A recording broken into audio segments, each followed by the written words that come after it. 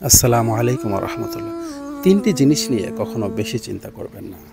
প্রথম হচ্ছে অভাব নিয়ে, রিজিক নিয়ে।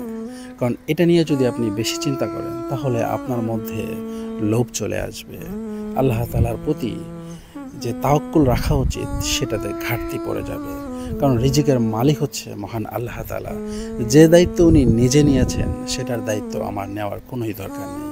সেকেন্ড হচ্ছে কেউ আপনাকে অপমানিত করলে, কেউ আপনার উপর জুলুম করলে সেটা নিয়ে আপনি খুব বেশি চিন্তা করবেন না। কারণ এতে করে আপনার দিল শক্ত হয়ে যাবে, আপনার মধ্যে একটা রাগান্বিত ভাব চলে আসবে এবং আপনার মধ্যে প্রতিশোধ নেওয়ার একটা ক্ষোভ তৈরি হবে। তো এটা থেকে আমাদেরকে বিরত থাকতে হবে। থার্ড যে বিষয়টা সেটা হচ্ছে দুনিয়াতে খুব বেশি বেঁচে থাকার আশা করা যাবে না। মানে নিজের আশাকে ছোট করতে হবে। আমি যদি নিজের আশাকে ছোট করতে পারি তাহলে আমি দুনিয়াতেও ফায়দা পাবো এবং আখিরাতেও এর ফায়দা পাবো। আর কোনো ভালো কাজ আমাকে এটা চিন্তা করলে হবে না যে আমি আরও অনেক দিন বাঁচবো, কারণ যে কোনো সময় মৃত্যুর ফেরেশতা আমার কাছে চলে আসতে পারে। তখন এটা বলার কোনো সুযোগ নেই যে ভাই তুমি ২ দিন পরে আসো। আমাকে কিন্তু সাথে সাথেই তখন চলে যেতে হবে।